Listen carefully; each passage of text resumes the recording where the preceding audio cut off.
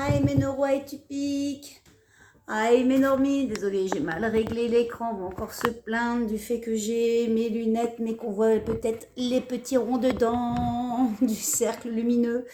Et je ne referai pas parce que c'est mon 3e essai, comme je lui ai dit. Les vidéos, ça peut être compliqué pour moi. Oui, les cheveux ont un peu changé pour ceux qui ont l'habitude. Un coup ça boucle, un coup ça raidit, et puis bah, ça pousse. Donc c'est moins rose parce que ce sont que des couleurs qui s'estompent parce que j'aime beaucoup changer d'apparence et de couleur selon mon humeur. Voilà, donc je souhaitais faire cette vidéo pour vous parler de choses dont on ne parle pas beaucoup quand on est une femme, pour mon petit coussin de confort, et qui m'arrive actuellement, comme ça arrivera à toutes les femmes, c'est de la périménopause, mais pas que. En fait, la périménopause n'est qu'une phase que l'on vit, parce qu'on en vit plusieurs en tant que femme au niveau hormonal. Et ça peut commencer, les problèmes hormonaux en fait peuvent commencer très tôt, et de ce que je peux observer dans le monde commence de plus en plus tôt, étant donné que nous sommes envahis de bloqueurs endocriniens, d'aliments qui ne sont plus assez nutritifs pour nous nourrir et nourrir notre thyroïde et nous donner les vitamines nécessaires à la création, à la synthétisation de bonnes hormones et au maintien d'une bonne santé. Donc, est-ce qu'on peut dire qu'on va être maintenant dépendant de pas mal de compléments alimentaires? Il y en a déjà un qui est une hormone et que l'on place comme une vitamine et pourtant fait partie des hormones, c'est la vitamine D, par exemple. La vitamine D, elle a plusieurs formes et l'une d'entre elles est hormonale. Voilà, donc il faut le savoir. J'espère que je vous aurai déjà appris un truc, comme dirait ma pote Gaillette italienne. Donc elle dit pas truc, elle dit truc. C'est un truc. Voilà, donc je voulais, parce que demain, ou même demain, selon comment je vais poster la vidéo. Donc soit demain on est le 8, ou alors vous la regardez aujourd'hui le 7 parce que je la poste et que ça me prend comme une envie de pipi. Mais on va parler des journées des droits de la femme. Mais depuis quand la femme, elle a besoin d'une journée pour avoir des droits? Sérieux, hein? Dans notre siècle, à notre époque, il serait peut-être temps de se dire qu'on a des droits tous les jours. Hein? Et le premier, ça serait d'avoir accès aux hormones bioidentiques, sans qu'un médecin ne vienne rechigner à nous les donner. Et que l'on arrête de nous violenter verbalement et physiquement dans les soins gynécologiques. Je m'en fous de DE aujourd'hui parce que j'ai pas envie d'être vulgaire et j'ai besoin de chercher mes mots pour ne pas vous envoyer balader dans le groupement médical. Voilà, chose qui arrive beaucoup parce que je suis... Désolée, je suis obligée d'appuyer sur un petit truc qui apparaît. Je vais vous parler de ma propre expérience parce que je ne l'ai pas encore vraiment fait. Parce que j'ai plusieurs histoires à vous raconter. Dans mon cas, avec un TND, on va dire que des fois on se fout une balle dans le pied, ou pas. Et on a du mal des fois à verbaliser aussi avec des gens normaux nos mal-être. Et quand on les transmet, et là il n'y a pas besoin d'avoir un TND, il suffit juste d'être une femme. Quand on parle de nos problèmes, ils sont invisibilisés. Quand on parle de nos petits bobos, c'est invisibilisé. Quand on parle à un médecin de nos douleurs ou autres, c'est invisibilisé et c'est toujours dans notre tête. Et là, j'ai l'impression de lire le livre, je crois que c'est Daniel Ducret qui l'avait écrit, Dans ta chair, qui parle de la façon dont les femmes ont été traitées depuis des siècles et des siècles au niveau de du système médical, au niveau gynécologique, où une femme qui avait des crises était une hystérique. Et d'ailleurs, ce qui est marrant, c'est quand on vous enlève l'utérus, on appelle ça une hystérectomie. Coïncidence? Voilà. Donc, je vous raconte ma petite histoire. À 9 ans, je suis prise d'énormes douleurs au niveau du bas de mon ventre, des deux côtés. On suspecte une appendicite. Voilà. Sauf que c'est pas ça. Fait une échographie, on découvre en fait que ce sont mes ovaires, dystrophiques, atrophiques et blindés de kystes. Je me retrouve hospitalisée pendant 5 jours, si mes souvenirs sont bons. 5 jours avec des perfusions de produits pour les aider à les évacuer. Donc il me semble que c'était cyclo 3, de ce que je me souviens d'avoir lu sur la perfusion, parce que je lisais tout avant. Et de là, plus de suivi. Voilà. De là, plus de suivi, toujours des douleurs, plusieurs fois dans le mois, et c'était pas plusieurs jours d'affilée dans un mois, hein, ce qui aurait pu coïncider avec un syndrome prémenstruel. Non, non, j'avais mal plusieurs fois, et c'était des douleurs qui pouvaient aller jusque dans mon dos, dans mes reins. Mais bon, à l'époque, c'était te plains pas. Voilà. J'étais le malade imaginaire où on me comparait à une grand-mère que tout le monde appelait Rosebot, parce qu'elle se plaignait toujours d'avoir des bobos partout. Donc c'est peut-être tout simplement une femme qui à l'époque n'était pas écoutée, qui avait sûrement un TND, parce que je découvre que ma propre mère est atteinte d'un TDAH, elle ne le fait pas diagnostiquer, mais quand je la vois et moi je suis diagnostiquée, je le vois que c'est la même version ancien temps où, il ne fallait pas être différent, fermer sa tronche, sinon on s'en bouffait une. Donc moi j'ai été élevée plus ou moins comme ça aussi. Donc c'est sois belle et tais-toi et fais ce qu'on te dit. Et si t'es pas sage, bah, on avait le martinet, la fessée, punition, pléthore. Bref. Donc on fait cet examen, mais ça s'arrête là. À mes 13 ans, j'ai mes premières menstrues, ou règles, perte de sang. Vous voyez ça, mettez les adjectifs et les mots, des termes médicaux que vous voulez, selon votre TND. Sauf que là, on m'amène voir un médecin généraliste et là, on me parle du vaccin de la petite B pour l'hépatite B. Et là, la grosse vanne qui sort de la part du médecin est pas plus d'une bite par semaine. Ok, donc déjà, vous voyez, à 13 ans, banalisé et hyper sexualisé parce que mon père demande à ce que je prenne la pilule parce que je viens d'avoir mes règles. Je précise que je n'ai toujours pas d'activité avec les garçons, que cela ne m'intéresse pas, à part danser sur du MC Hammer à l'époque, rien d'autre ne m'intéresse.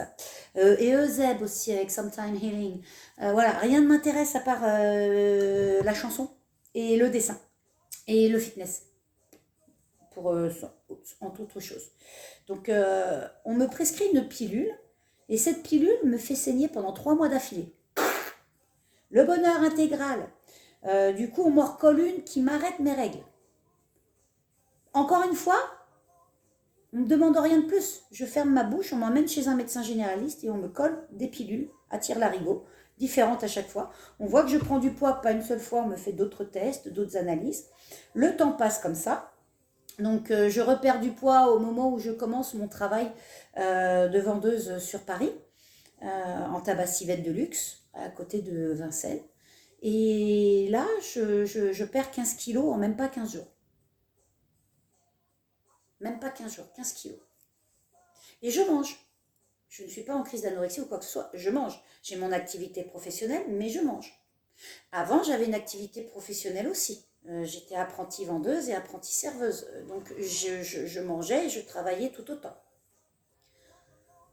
Je décide je pars, parce que la raison familiale étant hyper dégradée, je m'enfuis même, et je prends asile en Bretagne, où ma mère, la Bretagne, m'ouvre ses bras et m'adopte. À partir de là, je commence à avoir un suivi médical. Mais malgré ce suivi médical, pareil, en rapport avec la gynécologie, on me colle une pilule qui me coupe les règles dans un premier temps, où je n'en ai plus, et d'un seul coup me fait avoir des règles monstrueuses, donc des métrorragies. Je me retrouve avec le futur père de mes enfants et futur mari à cette époque-là, et futur ex-mari aussi. Ça fait partie aussi de l'histoire, hein, désolée. Du coup, je me retrouve à faire des fausses couches, une grossesse extra-utérine dans l'histoire, et je me retrouve à être enceinte de ma fille. Entre-temps, mon poids s'est stabilisé. Hein. Je suis au 38 de taille. Ça ne bouge pas pendant 2 ans et demi. Malgré cette pilule qui me fait saigner et qui me fait ne plus avoir mes règles du jour au lendemain et ressaigner. Donc on décide de l'arrêter, on a ma fille. Une fois que j'ai ma fille, je fais un baby blues. Donc sous la demande de mon médecin généraliste de l'époque, qui me demande du coup d'arrêter mon allaitement, parce que ça faisait 6 mois que j'allaitais ma fille, donc il me demande l'arrêt de l'allaitement pour que je puisse prendre un anti-anxiolytique. Donc j'écoute le docteur, parce que pour moi le docteur c'est le docteur. Je lui dois être producteur de ma santé, je suis actrice, j'écoute ce que tu me dis dans le scénario, je fais tout ce que tu me dis dans le scénario. Je prends. Il me donne un courrier d'adressage pour aller voir une endocrinologue. Donc je vais voir une endocrinologue. Et elle me fait mon premier bilan hormonal, que je pensais être hormonal. Et en effet, donc T4, T3, TSH. C'est tout. Voilà. Et là, qu'est-ce qu'elle me prescrit? Donc, pas de régime, parce que pour elle, alimentairement parlant, je mangeais correctement. Par contre, le stress. Madame, vous êtes trop stressée. Donc, elle me donne des somnifères, des anti-anxiolytiques, des myorelaxants et un neuroleptique. Voilà, pour me détendre, parce que je lui apprends que je dors très peu. C'est vrai, je dors très peu. Depuis l'arrêt de l'allaitement, je me retrouve à dormir que je commence à m'endormir, je me réveille, je suis obligée de bouger, je suis obligée d'aller faire mon ménage, je suis obligée de faire beaucoup de choses, je me recouche, je me relève. En gros, je dois accumuler peut-être que 3 à 4 heures de sommeil à peine par nuit. Voilà. Les douleurs commencent à arriver, les problèmes de santé commencent à se gangréner. Et là, en l'espace d'une année de suivi avec elle, et en même pas, comme j'ai oublié de dire une chose importante, après l'arrêt de l'allaitement de ma fille, donc au 6e mois, en 4 mois, je suis passée d'un 38-40 de taille à un 58, voire même, après être passée une année d'endocrinologie, après une année d'endo, je suis passée avec 20 kilos de plus. Donc en gros, je me suis retrouvée à 190 kilos. Ni plus ni moins. Et j'ai perdu 1000 euros. Parce que forcément, il y avait des dépassements d'honoraires pour aller voir l'endocrinologue et elle était bien contente de me les mettre. Donc j'allais la voir une fois tous les 15 jours, une fois par mois après. Donc tous les 15 jours dans un premier temps et après une fois par mois. Du coup, je me suis retrouvée avec cette obésité morbide. Je suis passée par un rejet familial, un rejet de mon ex-mari aussi, un rejet de tous. Voilà, et une dysmorphophobie que je ne pouvais plus supporter, je ne me supportais plus moi-même. J'ai pris sur moi à un moment donné de m'accepter comme j'étais et de me faire accepter auprès des gens. Et déjà avec le cerveau que j'ai, c'était pas évident parce que j'ai toujours été connue dans ma famille pour être celle qui ne tenait pas en place plus de 5 secondes, qui parlait trop, qui était ci, qui était ça. Voilà, TND oblige, non diagnostiqué à l'époque. Juste un QI qui était élevé, qui avait été diagnostiqué à Aîné quand j'étais très petite. Bref, passons. Donc 190 kilos. On fait du coup, par rapport à des rejets familiaux, je décide de passer par le mode anogastrique. L'anogastrique, un échec au bout de 6 ans. Parce que 60 de perdus, 80 de repris.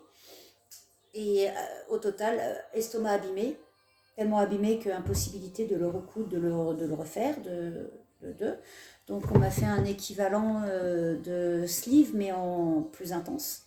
Donc sur la sleeve, il reste un tiers de l'estomac. Moi, j'ai même pas la moitié d'un tiers. J'ai même pas la moitié d'un tiers. Donc je suis très carencée. Dessus, ma grossesse s'est mise pour mon petit dernier de 15 ans bientôt. Et je me suis retrouvée à 34 kilos, au plus bas, après l'accouchement. Je me suis retrouvée à 34 kilos. Il m'a fallu lutter pour reprendre du poids, sous menace même de me faire retirer la garde de mes enfants, parce que jugée inapte médicalement. Et encore avec mon cerveau, j'ai mis le doigt sur des choses qu'il ne fallait pas, parce que je suis très rigide juridiquement parlant, et je ne supporte pas, et la loi est la même. Enfin bref. Ça aussi, ça sera un autre épisode, mais voilà. Je suis mon cheminement au niveau de mes pertes et de prise de poids. Mais dans toute cette période, de mon enfance à il n'y a même pas 1 mois et demi, pas une seule fois, on m'a dosé la chose la plus importante.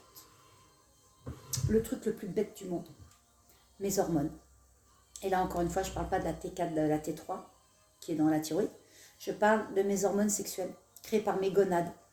Donc, testo, œstro, progestérone. Les 3 les plus indispensables, celle qui gère la prise de poids, celle qui gère la rétention d'eau, celle qui gère la masse osseuse, la masse graisseuse, la masse musculaire, qui gère le moral, qui gère aussi, si vos hormones sont bien réglées ici, votre thyroïde sera bien réglé et l'axe hypophysaire sera bien géré, donc moins de dépression, moins de douleurs physiologiques.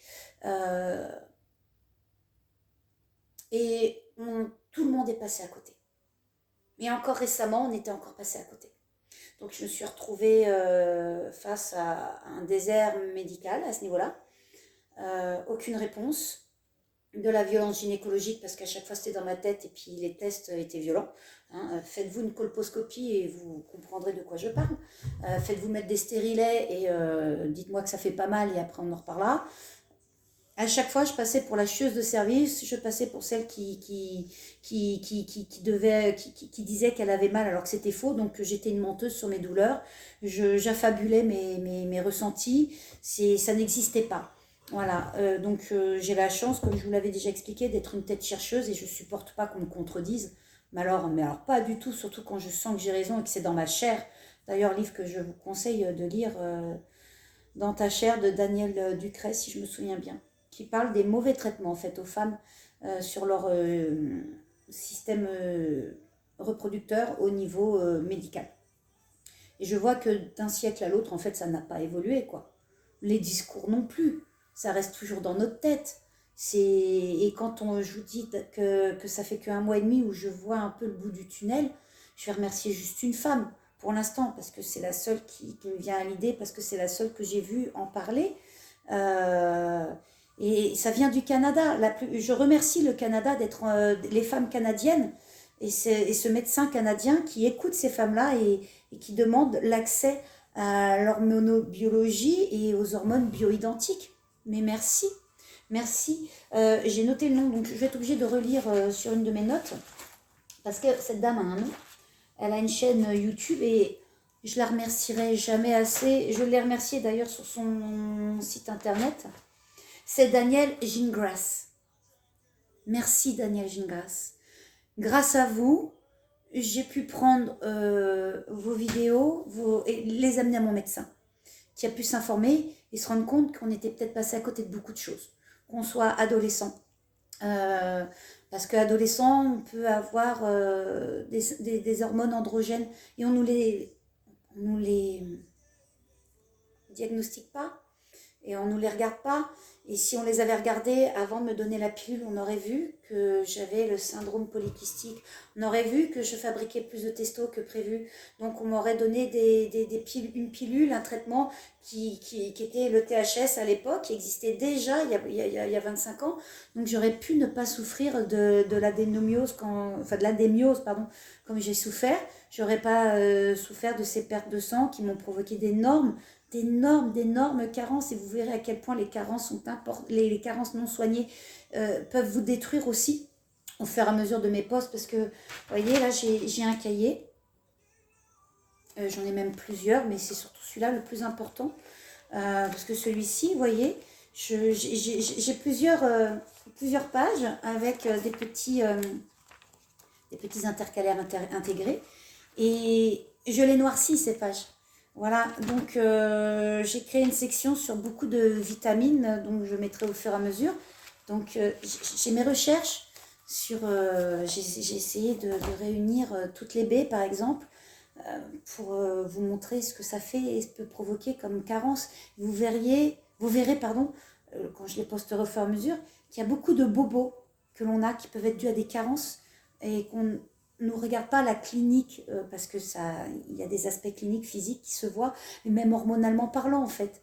La prise de rétention d'eau, souvent, c'est un surplus d'œstrogène et du coup une baisse de testostérone. Ce qu'on ne nous dit pas, on ne nous apprend pas, c'est qu'à partir de 30 ans, même avant, on peut avoir une chute de testostérone, parce qu'en fait, c'est notre foie qui gère nos hormones, que ce soit la T4, la T3 en conversion, ça gère aussi toutes les hormones, c'est-à-dire qu'un foie fatigué, chargé par des traitements, par une mauvaise alimentation, par un manque d'activité physique, c'est un foie qui dira à certaines de vos hormones de ne pas rentrer, il y a d'autres de sortir, mais ça va être le bordel, ça va être une rave party là-dedans, et le soldat Ryan, il va être encore en PLS, il va devoir vivre encore une autre guerre, parce que forcément, quand vous subissez un dérèglement hormonal, que ça soit T4 ou T3, dès que vous avez des hormones en déréglées, pardon, je suis un peu fatiguée. Ça, comme je vous ai dit, ça fait 3 fois, je suis pas à l'aise en vidéo, donc ça fait 3 fois que je la recommence. Donc là, je me suis mis cool, je suis en panne de chauffage, ce qui n'aide pas mon cerveau à rester super brainstorm comme il faut. Donc là, je suis en version hop hop hop, il y a des lâchers, bref. Donc quand votre foie lâche, quand il est mal nourri, quand il est avec des bloqueurs endocriniens. Genre, le Doliprane est un bloqueur endocrinien, donc ne permet pas aux hormones de se gérer correctement. Et quand vous avez déjà ça, dites-vous que c'est le bordel. Et quand les hormones sont en bordel, je vous les ai déjà dit, ça crée une dysbiose. Et quand il y a une dysbiose, ça enlève votre système immunitaire correct. Donc l'immunité est abaissée. Si votre immunité est abaissée, vous êtes sensible aux parasites. À la parasitose. Et ouais, il n'y a pas que les chats qui amènent des parasites. Il n'y a pas que les toutous. Quand on vermifuge le chat, on se vermifuge aussi. Mais il faut le faire 2 fois par an pour une personne normale. Mais pour une personne qui est déjà sensiblement fatiguée ou hormonalement déréglée, que ce soit en haut ou que ce soit avec les hormones de vos gonades, les unes et les autres communiquent entre elles, je le rappelle, grâce à l'axe aussi hypophysaire. Enfin, c'est tout un circuit, c'est toute une autoroute, avec des bifurcateurs, avec des périphes, des communales et des lignes droites. Donc à un moment donné, l'hormonobiologie est importante. Gardez vos intestins en santé aussi pour garder votre immunité, parce que dès qu'il y a une parasitose, vous déclencherez des candidoses et vous déclencherez des problèmes vaginaux aussi. La flore bactérienne s'en verra atteinte également. On a une flore bactérienne autour de tous nos organes. Donc dès qu'il y a un dérèglement, une dysbiose au niveau intestinal, elle se répercute en miroir en bas, parce que tous nos organes du bas se touchent, plus ou moins. Hein, il n'y a qu'un film protecteur, mais quand il y a une inflammation de l'un, ça touche les autres. Automatiquement, ça fait effet domino. Et la parasitose, qu'est-ce que ça crée? Ça bouffe vos vitamines, vos acides aminés, donc ça crée des carences. Donc vous voyez le cercle vicieux dont j'essaye de vous faire le tableau. Je ne sais pas si vous le visualisez comme moi, mais pour moi, c'est une vraie partouze dans un club de libertins qui est très mal géré, parce que Maxime, il n'a pas dit qui devait rentrer, qui ne devait pas rentrer. Vous voyez? Donc, demandez à vos médecins, à vos gynécos, planning familiaux, sages-femmes qui font très bien leur job. Parlez-leur des hormones bioidentiques. Il y a une époque, je veux bien, les hormones bioidentiques étaient trop gérées, trop dosées et pouvaient provoquer éventuellement des cancers. Mais elles provoquaient surtout des cancers à des hormonodépendants, je parle de cancers hormonodépendants, à des personnes qui avaient une généticité non découverte ou qui étaient déjà atteintes, qui avaient déjà déclenché le cancer et qui n'étaient pas encore visibles, parce que pas diagnostiquées tout simplement. Donc les choses depuis 20 ans ont évolué, et il y a apparemment qu'en France qu'on a décidé que ça n'avait pas changé. Il y a un léger mouvement qui commence à se faire, mais comme je dis, très léger. Mais je vais remercier ces femmes canadiennes qui se battent. Il y a un groupe Facebook qui demande le droit aux hormones bioidentiques. Et j'ai signé la pétition, donc je vous encourage à aller sur ce groupe. C'est un groupe ou page? Non, c'est une page. C'est une page. J'ai un trou de mémoire. Mais j'essaierai de retrouver, j'essaierai de remettre sur le post. Mais voilà, mesdames, soyez productrices de votre santé. Je vais vous mettre en description, la chaîne de Madame Jean Grass et d'autres liens à consulter. Faites comme vous voulez, mais devenez productrice et renseignez-vous et amenez cela à vos médecins. Si vous sentez que vous avez des prises de poids inexpliquées, les bouffées de chaleur, les bouffées de colère, surtout avec le TND où ça devient hyper ingérable. Je précise d'ailleurs que la plupart du temps, les TND chez les femmes sont découverts au moment de la périménopause, il n'y a pas de hasard. Voilà, surtout pendant les crises, parce que ça nous met en effondrement, comme le disait mon neuropsychiatre. Vous êtes en période d'effondrement autistique. Je mets des guillemets parce qu'il y a le TDAH à côté, la périménopause, tout est mélangé. Mais vous voyez bien que si les hormones ne vont pas bien, dans notre TND, ça va empirer. Pareil pour vous, messieurs, je fais une petite parenthèse, je vous ferai un petit post spécifique pour vous, messieurs, parce que l'andropause, pas mieux. Quand on voit nos jeunes adolescents un peu paumés au niveau de beaucoup de choses, dites-vous bien qu'il y a déjà des symptômes. La bosse du bison devrait déjà vous alerter. Une sorte de double menton, l'effet lune du visage, les petites mains un peu potelées vers 13-14 ans, c'est un problème déjà de TSH, de problème d'iode. C'est l'équivalent d'un syndrome de Cushing. Donc, à partir de ce moment-là, vous voyez que c'est hormonal. Vous voyez bien qu'il y a une valse des hormones qui se fait chez préadolescents, déjà chez nos préadolescents et chez nous quand on était préados, et que jamais, jamais, au grand jamais, on nous a fait d'hormonobiologie. Et que si on passait et qu'on commençait à en faire une pratique courante, on aurait moins de certains bobos. Voilà, la sarcopénie, les douleurs musculaires, les douleurs osseuses qui s'apparentent à la fibromyalgie ou qui peuvent, quand on a une fibromyalgie, le dérèglement hormonal, comme dans ma situation, l'a provoqué. Parce que j'ai eu mon diagnostic du coup, quand ma fille a eu 5 ans, j'ai eu mon diagnostic sur la fibromyalgie. J'étais atteinte à plus de 14 points. Parce que 2 n'étaient pas vérifiables suite à des coups. 2 ou 3 n'ont pas été vérifiés suite à des coups perçus, qui m'ont fait muter en Bretagne d'ailleurs, et qui n'ont pas permis de savoir si c'était en rapport avec la fibromyalgie ou en rapport avec les coups reçus. Voilà. Donc, faites doser vos hormones. La journée des droits de la femme ne devrait pas être une journée, ça devrait être tous les jours nos droits, à réclamer, à avoir les soins nécessaires quand on le demande. On ne devrait pas avoir à pleurer, on ne devrait pas avoir à supplier, on ne devrait pas être traité comme des chiennes pour obtenir 2 tubes, 2, et voire même un peu de testostérone. On ne devrait pas avoir à supplier, ça devrait être pris en charge automatiquement et on devrait ne pas être banalisé sur nos symptômes. Voilà. Moi, mon combat sera plus là-dessus que sur les salaires, parce que sur les salaires, on est déjà dans un bon avancement. Maintenant, je pourrais râler sur les pensions alimentaires qui dit que, bah voilà, ça, par rapport au salaire, justement, c'est ce qui creuse la différence souvent. C'est que pour l'un, on lui déduit et pour nous, on l'ajoute et du coup, ça nous fait chuter dans nos salaires, surtout dans les monoparentales.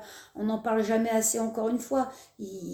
C'est une injustice, la monoparentalité, quand il y a des pensions alimentaires, mais même quand il y a un handicap, les soins. L'accès aux soins monoparentaux en handicap, c'est compliqué, d'autant quand on a un enfant qui est atteint des mêmes handicaps.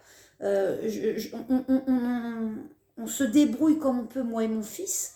On ne se plaint pas parce qu'on tombe sur un médecin qui est vraiment phénoménal pour nous et on est très heureux, mais est-ce qu'on va dans des centres de référence? Est-ce qu'on se fait suivre parce qu'il faut aller à l'autre bout, il faut aller sur Paris, moi je suis en Bretagne, ou alors il faut aller en Normandie, c'est toujours des kilomètres, et c'est de l'argent qu'on n'a pas forcément, moi et mon fils. Donc, on a la chance d'avoir un médecin généraliste qui nous écoute, qui ne nous banalise pas, qui ne nous invisibilise pas.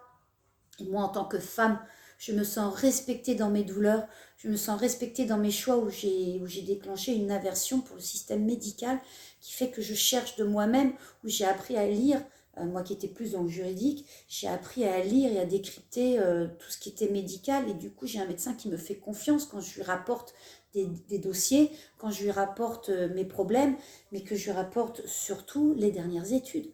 Lui-même se forme avec moi et je me forme avec lui. S'il y a des choses que je ne sais pas, que lui c'est mieux que moi. Il faut savoir aussi rendre à César ce qui est à César. Mais vous ne laissez pas invisibiliser, mesdames, médicalement. Devenez productrice de vos santé. Ne soyez plus les actrices.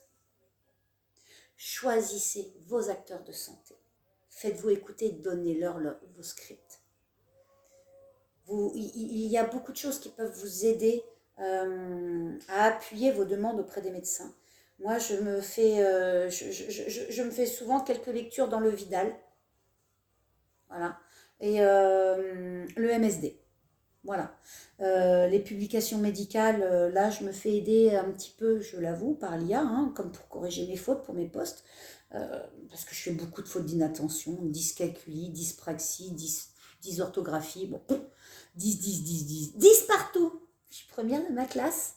Mais à côté de ça, je sais que je suis très intelligente et je me fous de ce que pensent les gens. Donc moi, par contre, j'ai un médecin qui m'écoute. Et je vous souhaite, dans ce nouveau monde très compliqué, je souhaite l'accès aux soins et la non-violence médicale, physique et verbale, surtout dans le monde médical envers les femmes. Je ne peux plus souffrir et subir ce genre de comportement. Je veux bien que le système médical souffre, hein.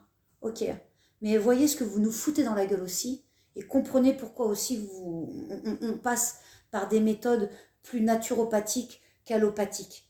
si on ne se sent pas écouté, on va commencer à chercher et qui cherche, trouve. Voilà. Donc, basez-vous, faites-vous baser les hormones, c'est important. Pour le TND, encore plus. 10 fois, 1000 fois, j'ai essayé tous les doigts pris, mais 1000 à 10 fois plus. Je puis vous assurer que quand vous avez un gros coup de pompe, un micro coup de pompe peut tout changer. Surtout quand on a des hormones androgènes. Donc, n'hésitez pas à faire diagnostiquer vos enfants aussi, à faire des hormonobiologies quand vous voyez une prise de poids vers la préadolescence, des comportements aussi ou de dépression, parce que souvent chez les adolescents, la dépression peut être due justement à une hormonologie dézinguée par leur alimentation ou par la médicamentation qui a pu être donnée aussi. Comme je vous disais, un exemple simple, je ne fais que citer celui-ci parce qu'il est mondialement reconnu pour être un bloqueur endocrinien, c'est le Doliprane. Un geste anodin qu'on leur donne mais qui bloque leurs hormones. Donc, demandez le dosage de la testostérone pour vos garçons, de la DHEA, de la progestérone et de la testostérone, je crois que je viens de le dire, et des œstrogènes. Parce que hommes ou femmes, nous avons exactement les mêmes hormones à des dosages bien différents. Donc là, il faut les faire doser même quand on est pré-ado. Surtout quand vous voyez les symptômes de prise de poids. Ce n'est pas forcément l'alimentation. Tout n'est pas forcément qu'alimentaire.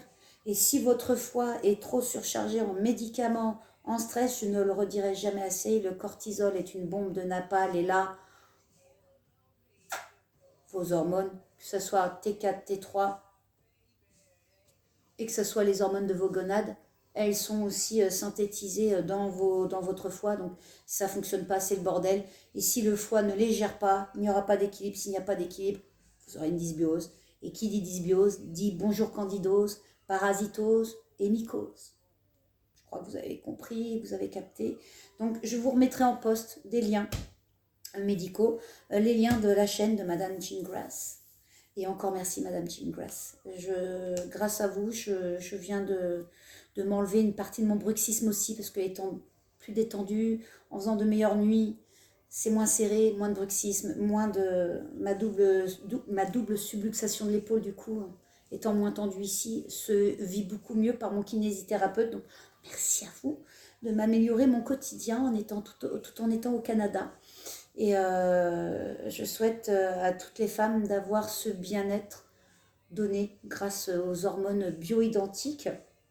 Elles existent aussi en cachet, THS, TSA, traitement substitutif hormonal ou hormonal substitutif, THS, voilà, THS, parce qu'il vous calme pour certaines. Et c'est celui-ci dont il faut se méfier s'il y a eu des cancers hormonaux dépendants, ou si vous n'avez pas eu, faites-vous diagnostiquer pour savoir si vous avez un risque de cancer hormonaux dépendant génétique. Voilà, il n'y a que dans ces moments-là. Et ça ne se prend pas sur la longueur. Et je rappelle, en périménopause, il n'y a besoin que d'œstrogène. De progestérone, pardon. En périménopause, il n'y a besoin que de progestérone. Sauf si vous êtes hormonaux avec un peu d'androgénie comme moi, là, un petit peu d'estradiol. Mais vraiment, c'est vraiment qu'à un certain moment, et c'est pas tous les jours, c'est quand vous le sentez. Et comme le disait Madame Jean Grass, en ménopause, c'est les deux. Et ça peut être tout du long, au moment où vous en avez besoin, parce que c'est pas parce que vous avez eu 10 ans de ménopause qu'il ne se passe plus rien. Vos glandes surrénales prennent le relais, votre foie aussi. Donc, si votre foie est fatigué, encore une fois, vous aurez des dérèglements. Et la valse des douleurs, la valse de la sarcopénie, de l'ostéoporose peuvent arriver si vous n'avez pas de complément et de supplémentation hormonale. L'alimentation, malheureusement, ne peut pas tout faire. Nous sommes dans une époque où la plupart de nos aliments, voire tous nos aliments, ont été coupés par deux au niveau de leur qualité de vitamines, de leurs apports. À partir de ce moment-là, vous vous doutez bien qu'on se retrouve avec des carences aussi qui peuvent provoquer des problèmes hormonaux. Donc, vous voyez, une bonne alimentation ne fera pas tout. Donc, voyez vos médecins, faites-vous, basez-vous, faites-vous doser. Et voyez, amenez-lui les liens des dossiers médicaux trouvés pour pour ne pas lui prouver par A plus B, mais lui montrer qu'il y a des choses qui ont évolué et qu'il faudrait peut-être les essayer. Voilà. Donc, je vais vous laisser là, parce que je commence à avoir une grosse fatigue. Et là, comme je vous dis, là, c'est juste dû au froid, donc je vais aller me couvrir, remettre à chauffer ma tisane, parce qu'à force de parler, bah, comme j'ai du mal à m'entrecouper, voilà. Sachez tout de même que les oméga 3, que le bisglycinate de magnésium, que la créatine, que le Q10 peut vous aider. Encore une fois, voyez ça avec vos médecins qui vous donneront les dosages à prendre. Et n'oubliez pas la vitamine D. Dans la vitamine D, il y a plusieurs formes de vitamine D. Donc il y a celle qu'on ingère, il y a celle qu'on fabrique qui est hormonale. La vitamine D n'est pas qu'une vitamine, c'est une hormone aussi. Voilà, elle a les deux. Donc à partir de là, sachez qu'on est aux 3/4 tous carencés dans ce monde en vitamine D. Donc n'hésitez pas à vous supplémenter en vitamine D avec les conseils de votre médecin qui vous donnera les bons dosages. Voilà. Et il vaut mieux en prendre tous les jours que de prendre une grosse ampoule une fois par mois. Comme la plupart des vitamines, mais ça on reviendra là-dessus plus tard. Parce que les vitamines sont importantes, comme je vous l'ai dit. Donc le petit coup de gueule pour la journée des droits de la femme, c'est lâchez-nous les ovaires. Écoutez-nous et donnez-nous ce dont on a besoin sans qu'on ait à vous supplier. On a besoin des hormones. On a des bonnes hormones créées, hormones bioidentiques. Elles sont remboursées pour les 3/4. La testo, un peu plus compliquée, mais toujours moyen de la trouver. Et faites-vous doser et faites doser vos préadolescents quand vous commencez à avoir des symptômes de dépression, de prise de poids, de changement physique. Ça ne coûte rien de faire doser tout ça. Voilà, faites-le, tout simplement. N'oubliez pas de leur faire doser la T3 et la T4 et la TSH aussi. C'est important. On prend toujours les problèmes à l'envers en France et un peu dans le monde. On parle de l'obésité sans parler des problèmes hormonaux, qui soient au niveau de vos gonades sexuelles ou de votre thyroïde, qui provoquent des prises de poids phénoménales. Voilà. Donc sur ce, cette fois-ci, j'en peux plus. Alors, comme moi d'abord et vous après, je crois que je vous ai donné l'essentiel du truc. Donc, ciao, bye la commu.